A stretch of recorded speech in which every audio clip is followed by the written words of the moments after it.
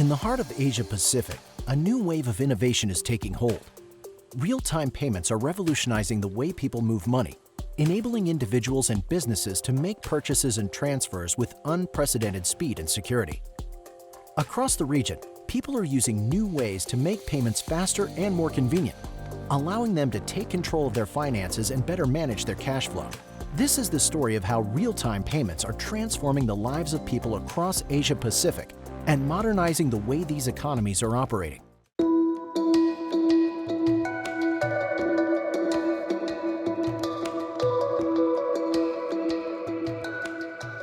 Across Asia Pacific, there's huge disparity between Asia in the north and Australasia in the south.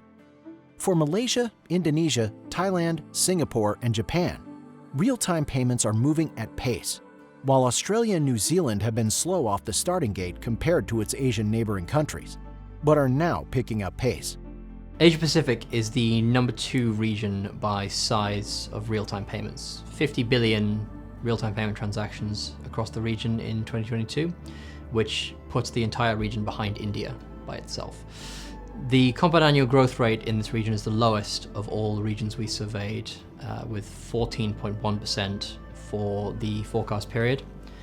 In terms of share of overall payments, this is ahead of Europe and North America, but it's one of the lowest shares that we've seen.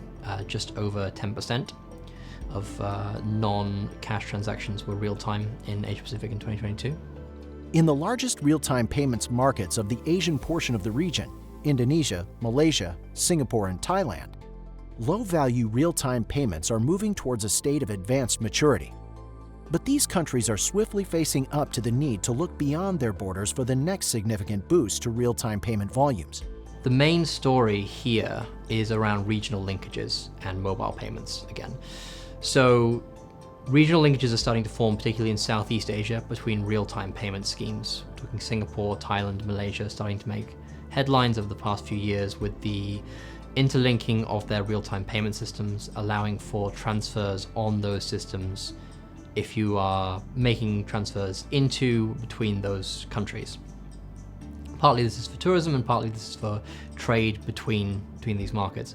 And this is what is going to propel real-time on a global level to a point where it will ultimately come to compete with the major card schemes on this continued trajectory. Malaysia and the success of its real-time retail payments platform delivered by PayNet is remarkable for the speed with which it has implemented nationwide real-time payments and its rapid adoption by banks. In Malaysia, we're seeing a very strong mobile and real-time payments market emerge since the launch of DuitNow in 2018 and the beginning of links within the region forming between Thailand's PromptPay and Singapore's Fast in 2020 and 2021. Key to the achievement has been the concerted effort of government, the central bank, and PayNet to ensure that the whole banking community complies with ISO 20022 to create a truly unified gateway and harmonize the nation's payment structure. Malaysia is expected to grow at the number 4 compound annual growth rate in the region. And the number 1 and number 2 markets in the region both have new real-time payment systems. So they are in the early phase of the growth curve, and that growth cannot be sustained into the long term. Malaysia is thus one of the strongest growth markets in terms of real-time in the Asia-Pacific region. Indonesia is another country already running real-time payments on ISO 20022 standard, and all banks are using a unified gateway as a result of the central bank's push for a unified and inclusive real-time payments platform, which serves as the backbone of the nation's payment infrastructure. This standardization makes it easy to consolidate payment systems under one single platform, making it easier to roll out value-added services under a real-time payments foundation. Sharing a border with Malaysia and Indonesia, Singapore has taken to real-time payments with enthusiasm, leveraging the PayNow system for low-value consumer payments of all kinds.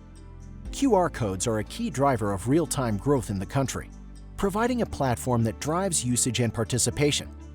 Based on current adoption forecasts, real-time payments will account for 15.5% of all transactions in 2026. In cross-border terms, Singapore is rolling out connections to many Asian real-time payment networks, including Thailand, Malaysia, and even India's UPI. In Thailand, the implementation of real-time payments has delivered the highest low-value payment volumes in ASEAN. The adoption of PromptPay was pushed by the large presence of mobile phones within the country and the fact that Thailand started its real-time payments journey earlier. It's the strongest performing region in terms of penetration of real-time payments, with 34% of all payments in that market being real-time. It's the highest in the region. Yet despite a strong presence, continued real-time payments growth in Thailand could be limited by the legacy ISO standard 8583. If Thailand wants to address current challenges and push cross-border interoperability, it will need to migrate to ISO 20022 in line with the rest of the region's leaders. Cross-border connectivity across these Asian nations is already well underway. Thailand's PromptPay was officially linked with Singapore's PayNow, Malaysia's DuitNow, and Indonesia's Buy Fast in 2021. And this strategy will create real interoperability among those connected platforms. So what we have seen in the ASEAN region and the Asia regions, that's the real-time payment adoption accelerating due to the fact that there's a financial inclusion challenge that the market needs to tackle. Developments in cross-border payments should also follow the Regional Comprehensive Economic Partnership Free Trade Agreement between ASEAN, Pacific, and North Asian countries. Looking north, Japan, the world's third largest economy, was the first country to set up a real-time payment system. The Zenjin payments infrastructure receives regular incremental updates and has been in its 7th generation since 2019. One of the more recent features benefiting Japanese users is ZEDI, enhancing B2B transfer and electronic invoicing capabilities. Japan, and to a slightly lesser extent South Korea, are very interesting examples in this market because they're very old. Japan in particular has been real-time for almost 50 years at this point, with the Zengen system launching in the 70s. That said though, this is a very idiosyncratic market because there's a very strong presence of cash still. China, the world's economic engine and with the largest population, is a case study for the future of real-time payments in the region. The rapidly developing nation leads the way in many respects of fintech evolution, with heavy use of mobile wallets and the digital CBDC currency, the e-yuan. But while only 7% of payments in China run on real-time rails, this still translates to over 17 billion transactions. A lot of the transactions in China, in terms of electronic payments, are more centered around the Alipay and WeChat wallets, which so far we're not seeing an integration with real-time payments on those. But if we were to, then China could become a market that exceeds India in size. Further south in Australia, real-time payments growth is more gradual. So Australia's had real-time payments since 2018. Our NPP was launched, and since then we've had steady, but not particularly impressive growth.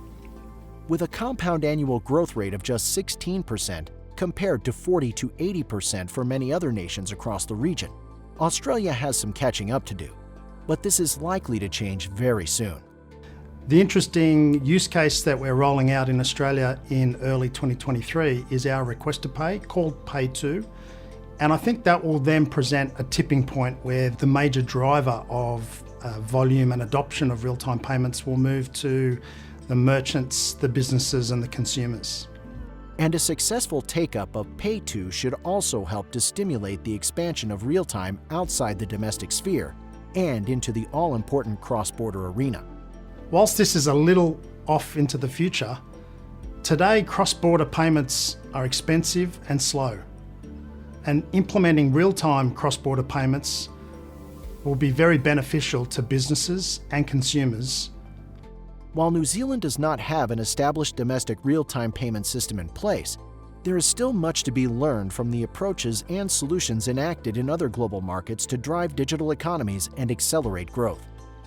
As legacy payment systems continue to impede mature market innovation, the New Zealand market is well positioned to leapfrog increasingly outdated technology and leverage strong domestic central infrastructure as the foundation for real-time digital and cross-border payments. As New Zealand plans for its real-time payments future, it'd be good to look at other countries that have done a good job of implementing and adopting real-time payments, like Indonesia, where they've implemented BI Fast, which involves more than 130 banks around the country. A few considerations for New Zealand as they contemplate how to roll out real-time payments in the future would be standardised connectivity across all of the participants, a well-established roadmap of use cases that will drive early adoption, and an ISO 20022 native solution.